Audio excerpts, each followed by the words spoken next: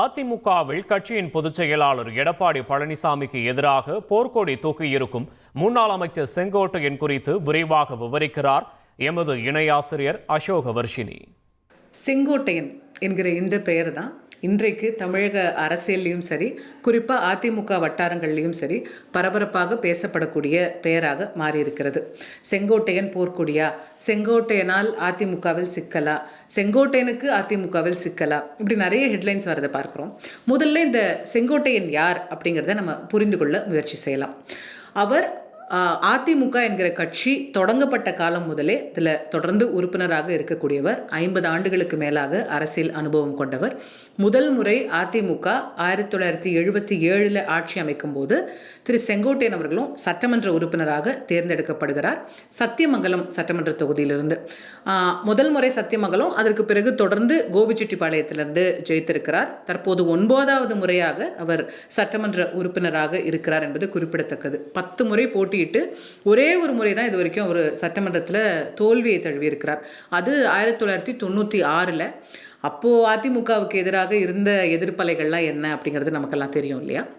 In fact இன்னைக்கு தற்போது இருக்கக்கூடிய சட்டமன்றத்தில் மிகவும் மூத்த தலைவர் யார், சீனியர் மோஸ்ட் யார் அப்படின்னு நம்ம எடுத்து பார்த்தோமானால் முதல் இடத்தில் இருப்பவர் திரு துரைமுருகன் அவர்கள், 2வது இடத்தில் இருப்பவர் திரு செங்கோட்டையன் அவர்கள். 77 வயதாகிறது திரு செங்கோட்டையன் அவர்களுக்கு.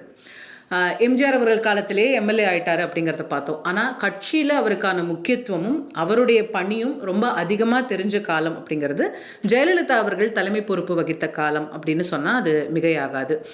எம்ஜிஆர் அவர்களுடைய மறைவுக்கு பிறகு அதிமுக ஜா அப்படின்னு 2ஆக பிளந்து நின்ற போது ஜே அணியில் ஜெயலலிதா அவர்களுடைய முக்கியமான தளபதிகளில் ஒருவராக மாறியவர் திரு செங்கோட்டையன் அவர்கள். இன்ஃபேக்ட் 88, 89 காலகட்டங்கள்லாம் அவங்களுடைய பிரச்சார பயணங்களை ஒருங்கிணைப்பது அப்படிங்கிறதுலாம் அவருடைய பணி ரொம்ப முக்கியத்துவம் வாய்ந்ததாக கருதப்படுகிறது. 89 எல்லாருக்கும் ஞாபகம் இருக்கக்கூடிய அந்த மார்ச் 25 சம்பவம், சட்டமன்றத்தில் ஒரு பெரிய கலவரம் நடந்து ஜெயலலிதா அவர்கள் தாக்கப்பட்டு, பல உறுப்பினர்கள் தாக்கப்பட்டு, மைக்கெல்லாம் பறந்து அது ஒரு கருப்பு தினமாகவே பார்க்கப்படக்கூடிய அந்த தினம் இருக்கு இல்லையா?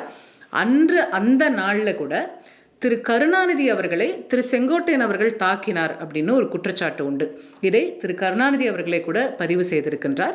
அன்றைய தினத்தில் நடந்த அமளியில் திரு செங்கோட்டையன் என்னை தாக்கினார், அப்போதே என்னோட கண்ணாடி கீழே விழுந்தது, நானும் தாக்கப்பட்டேன் அப்படின்னு சொல்லி திரு கருணாநிதி அவர்களே அதை பதிவு செய்திருக்கிறார் அப்படிங்கிறத பார்க்குறோம். எனிவே, அதுக்கு பிறகு 91 அதிமுக ஆட்சிக்கு வருகிறது. அந்த ஆட்சியில் ஜெயலலிதா அவர்களுடைய அமைச்சரவையில் போக்குவரத்து துறை அமைச்சராக திரு செங்கோட்டையன் அவர்கள் நியமிக்கப்படுகிறார். 96 நம்ம முன்னாடி பார்த்தது போல படுதோல்வி, இவரும் தோல்வி அடைகின்றார். அதற்கு பிறகு 2001 திரு செங்கோட்டையன் அவர்கள் தேர்தலில் போட்டியிடவே இல்லை. என்ன காரணம் அப்படின்னு பார்த்தா, 91, 96 அவர் போக்குவரத்து துறை அமைச்சராக இருந்தபோது அந்த உதிரி பாகங்கள் வாங்கக்கூடிய சில விஷயத்தில் முறைகேடு நடந்ததாக அவர் மேலே ஒரு ஊழல் வழக்கு பதிவு செய்யப்படுகிறது. அந்த குற்றச்சாட்டில் அவர் தண்டனையும் பெறுகின்றார். 2000வது ஆண்டில் தண்டனை வருகிறது. அப்போ தண்டனை பெற்றதுனால அவரால் உடனே எம்எல்ஏவாக போட்டியிட முடியலை. பிறகு 2002 அவருக்கு அந்த வழக்கிலேருந்து விடுதலை கிடைக்கிறது. ஸோ 2001, 2006 அவர் எம்எல்ஏவாக இல்லை அப்படிங்கிறத பார்க்குறோம். 2006-11 திராவிட முன்னேற்ற கழக ஆட்சி, அப்போ இவர் சட்டமன்ற உறுப்பினராக இருக்கின்றார். 2011 ஜெயலலிதா அவர்களுடைய அமைச்சரவையில் மீண்டும் அமைச்சராகிறார்.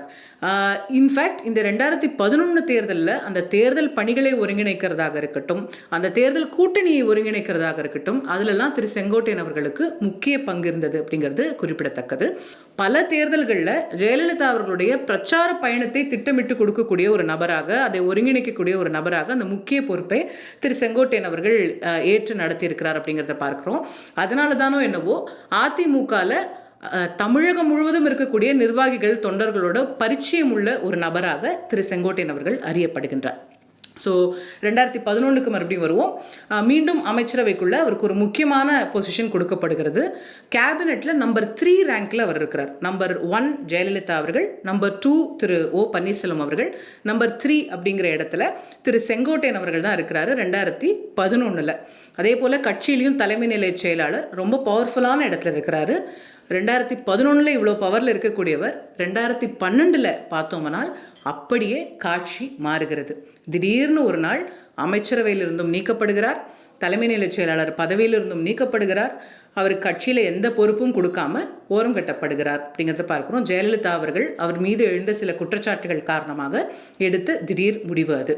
2012 போன பதவி டிசம்பர் 5, 2016 ஜெயலலிதா அவர்கள் மறையும் வரைக்கும் அவருக்கு திரும்ப வழங்கப்படவே இல்லை என்பதும் குறிப்பிடத்தக்கது. அவர் வெறும் எம்எல்ஏவாக தான் இருக்கிறாரு 2016 ஜெயலலிதா அவர்கள் மறையும் போது. ஸோ அவங்க மறைவுக்கு பிறகு என்ன நடக்குது? சசிகலா அவர்கள் தலைமைக்கு வரணும் அப்படிங்கிற பேச்செல்லாம் கட்சியில் வரும்போது எல்லாரும் சசிகலா அவர்களுக்கு ஆதரவு தெரிவிக்கிறாங்க. செங்கோட்டையன் என்ன சொல்ல போகிறார் அப்படிங்கிறது தான் ஊடகத்திலையும் சரி கட்சியினர் மத்தியிலும் சரி ஒரு முக்கியமான கேள்வியாக அந்த நேரத்தில் எழுகிறது. செங்கோட்டையன் சசிகலாவை ஏற்பாரா அப்படிங்கிறது ஒரு பெரிய கேள்வியாக பார்க்கப்பட்டது. ஆனால் எந்த ஒரு சிக்கலும் இல்லாமல் அவரும் சசிகலா அவர்களுடைய தலைமையை ஏற்றுக்கொண்டார். இன்ஃபேக்ட் ஓபிஎஸ் தர்மயுத்தம் தொடங்கிய போது திரு மதுசூதனன் ஓபிஎஸ்க்கு ஆதரவு தெரிவித்தார் இல்லையா? அப்போது திரு மதுசூதனன் அவர்கள் வகித்த அந்த அவைத்தலைவர் பதவியை சசிகலா அவர்கள் செங்கோட்டையன் அவர்களுக்கு தான் வழங்கினார். அதுக்கப்புறம் அவங்க தண்டனை வாங்கி கூவத்தூரில் எல்லா எம்எல்ஏக்களும் கூடியிருக்கும்போது யார் அடுத்த முதல்வர் அப்படிங்கிற கேள்வி வரும்போது திரு செங்கோட்டையன் அவர்களுடைய பெயரும் அந்த கேண்டிடேட் லிஸ்ட்டில் இருந்தது அப்படிங்கிறது அந்த நேரத்தில் பரபரப்பாக பேசப்பட்ட விஷயம். ஆனால் இறுதியாக முடிவானது திரு எடப்பாடி பழனிசாமி முதலமைச்சர் ஆவது அப்படிங்கிறது தான். அதற்கு பிறகு எடப்பாடி பழனிசாமி அவர்களுடைய அமைச்சரவையிலையும் பள்ளிக்கல்வித்துறை அமைச்சராக திரு செங்கோட்டையன் அவர்கள் பதவி வகித்து தொடர்ந்து பதவியில் இருக்கின்றார்.